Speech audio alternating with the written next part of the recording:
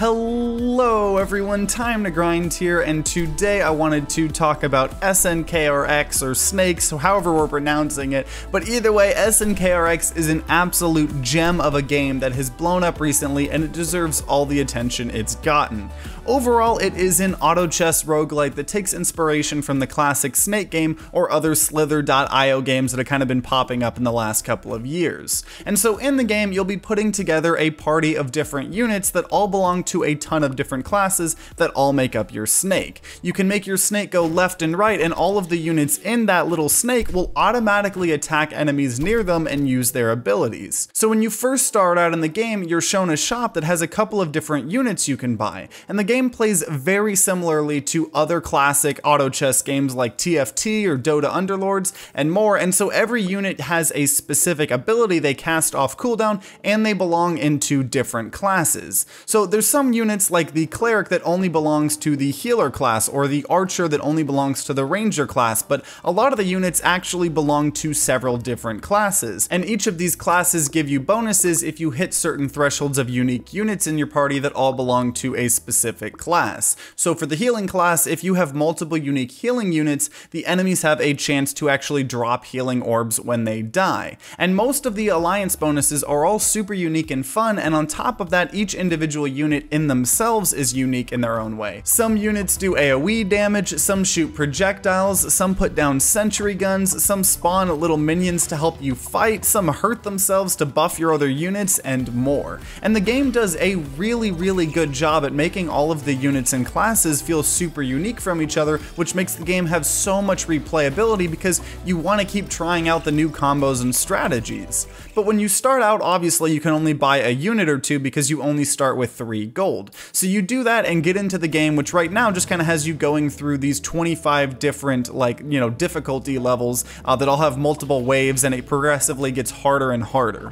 So the default enemies just slowly kind of hurt you by hitting into your snake, but the further you get into the game, more unique variants show up, like ones that shoot projectiles at you, ones that suicide bomb you, ones that blow up when they die, and more. And also every couple of waves you'll have to defeat harder elite enemies.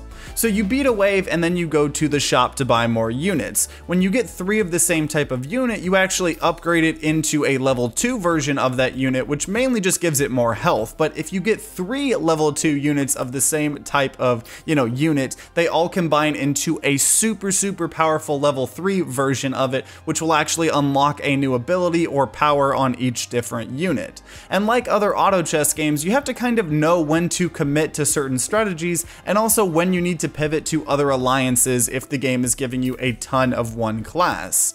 Another huge thing that changes up the game are the items you can get. So every couple of rounds you're offered a choice of 3 different items that all do a ton of different things. Some are general things like enemies now take damage when they hit the outer wall, but there's a lot of items that specifically help certain alliances and classes. So one of them says that every time a warrior gets hit, all of your units get a defense buff for the rest of the round.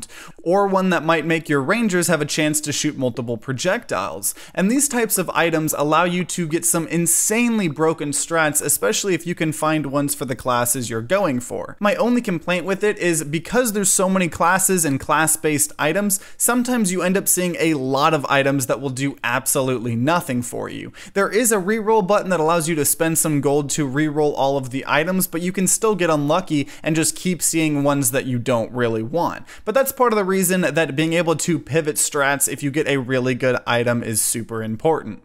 Also, some items can actually be upgraded multiple times to make them even more powerful using the gold you can get. And so between doing that, buying units, re-rolling the shop for new units, and upgrading the shop in itself to allow yourself to find higher tier units, you really have to be smart with your money. And like some other traditional auto chess games, there is even some interest in the game depending on how much money you have, which caps out once you have 25 gold. So you kind of want to try to get to 25 gold before you actually start to spend your money. You only really want to spend money above that.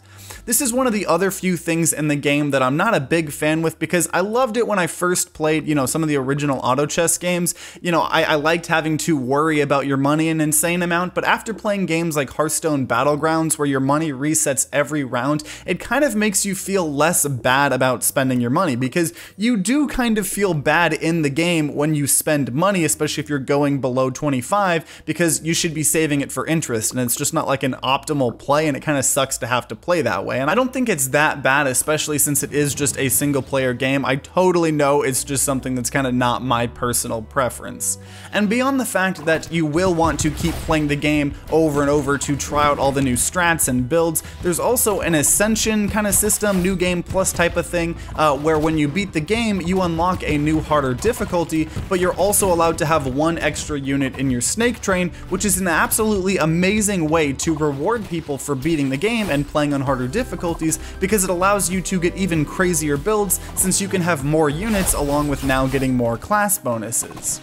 And because this game has absolutely blown up, the dev is putting a ton of love and effort into updating the game. There have been updates almost weekly, adding new items, classes, units, entirely new mechanics, and more, and he's planning on updating the engine to allow even more huge updates, including a more traditional roguelike mode that has you exploring different rooms and fighting bosses, which is something I am so excited for. I think if he somehow made a more traditional multiplayer auto chess game mode, that would be something that would skyrocket the popularity of this game, as well as something that I know would be super fun. But I do know that, multiplayer is a giant task for game devs. It's just something that I would absolutely love. So overall, I would 110% recommend checking this game out, especially because it's only $3 and it's a freaking steal for that price. It's also on mobile, a couple updates behind where it is on PC, mainly because it's being ported and there's so many updates coming out, but it is a blast to play on the go as well.